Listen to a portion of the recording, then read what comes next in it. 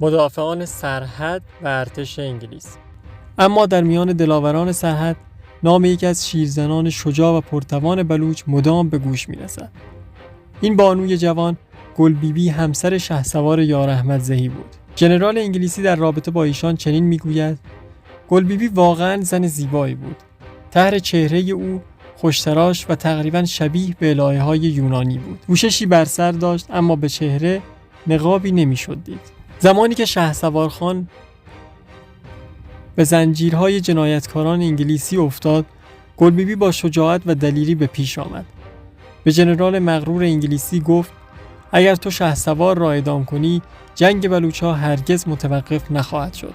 دستان او بر کلامش قدرت می‌بخشید و در آن لحظه به عنوان یک زن ارزش‌های خویش را به دوش می‌کشید. همچنین بعدها در نبرد دره نالک، جایی که جیهند خان در چنگال دشمن بود، گل بیبی بار دیگر ثابت کرد که زنان سرحد تنها نظاره‌گر نیستند. او با هوش و تدبیر خویش جنگجویان بلوچ را هدایت می‌کرد و بر طبل جنگ نواخته آنها را به سوی پیروزی رهنمون می‌ساخت.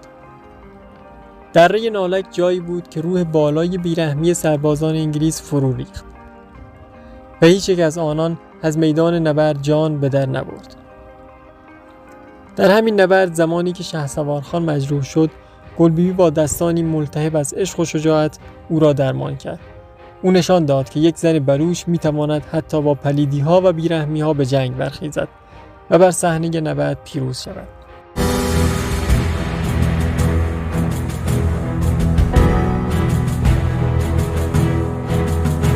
در دل این حماسه سه سردار بزرگ سرحد بلوچستان در پی جستجوی حقیقت نهایتاً به این نکته پی بردند که ژنرال انگلیسی چگونه آنها را فریب داده بود و این سرداران فهمیدند که نیرویی که انگلستان ادعا کرده بود تنها توهمی بیش نیست، اما هر لحظه نیروهای کمکی بیشتری از پایگاه‌های اطراف می‌رسد.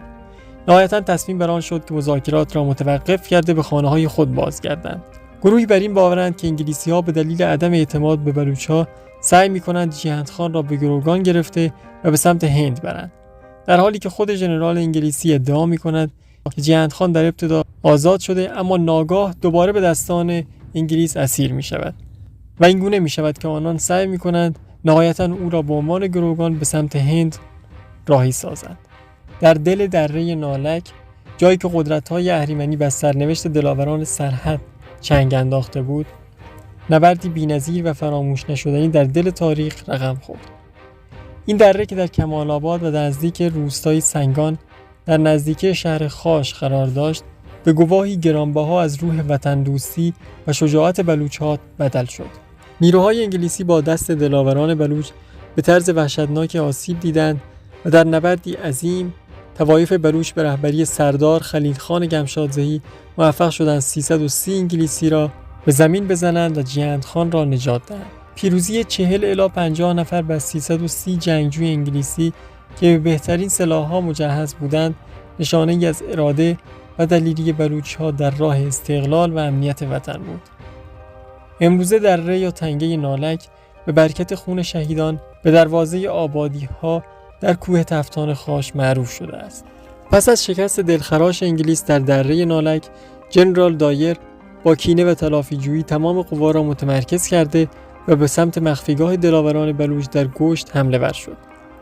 سردار خلیل خان گمشادزهی با عزم راسخ به یاری سردار جیهند خان که در آنجا بود شتافت. هنگامی که سردار خلیل خان گمشادزهی برای جنگ عازم میشد، غسل کرده و دستور داد تا گاوی قربانی کند. او دعا کرد که خداوند شهادت را نصیب او سازد. در شب قبل از نبرد نیروهای خود را ترتیب داده و مقابل نیروهای متجاوز قرار داد. اما سپیده‌دم حقیقت تلخی به او روی آورد. نیروهای هزاره افغان به عنوان مزدوران انگلیسی از پشت به سپاه او رسیده بودند و خلیل خان در وسط محاصره سنگینی قرار داشت. انتظار می‌رفت که او تسلیم شود، اما او همچنان با دلیرانه ترین روش ایستادگی کرد و شجاعتش در تاریخ ثبت گردید.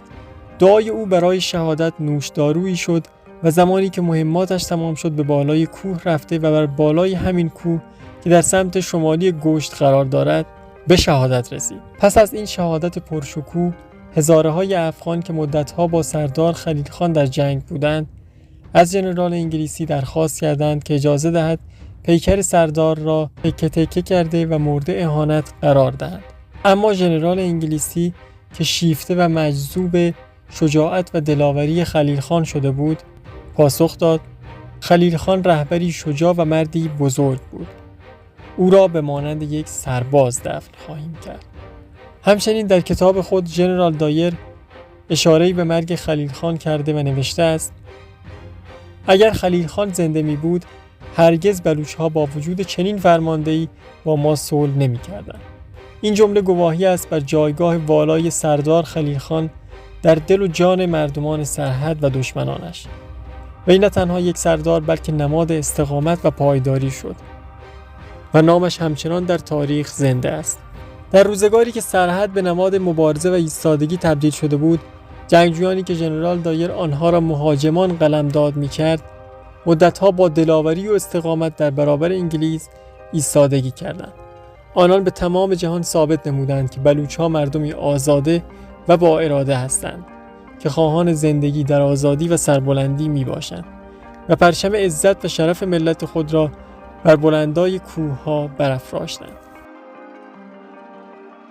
اگرچه رنج و زیان جنگ بر دل مردم بلوچ سنگینی میکرد، گزارشات ژنرال مونرو گواه بر آن است که تلفات نظامیان بریتانیا نیز در این نبرد به شدت زیاد بود.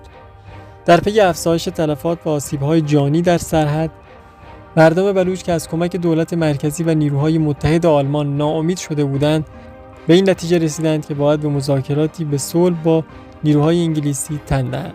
اما غم عزیزانشان بر دلها سنگینی می‌کرد و مانع از پذیرش ژنرال دایر در میان آنان می‌شد، زیرا کینه‌های عمیق بر جای مانده از حملات او همچنان زنده بود. نهایتاً بریتانیا که از این غم مردم آگاه بود، با بهانه بیماری ژنرال دایر را فراخواند و دست به گام‌های جدیدی برای بازگشت به صلح با بلوچ‌ها زد.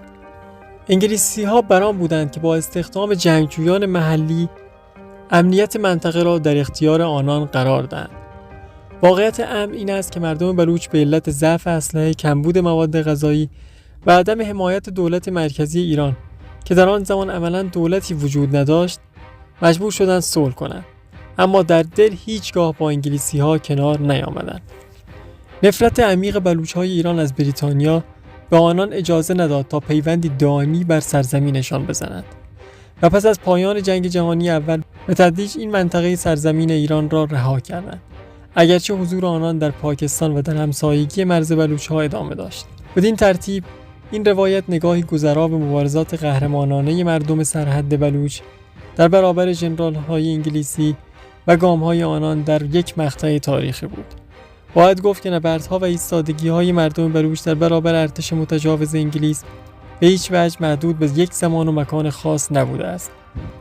اگر توانی باشد به دیگر مقاطع و مقاومت‌های جاودانه آنها خواهیم پرداخت، چرا که داستان استقامت و پایداری آنان همواره ادامه دارد. این ویدیو را تقدیم می‌کنیم به شهدای بلوچ که در راه پاسداری از آب و خاک و ناموس و وطنشون به مقابله با استعمار انگلیس پرداختند و مظلومانه به شهادت رسیدند.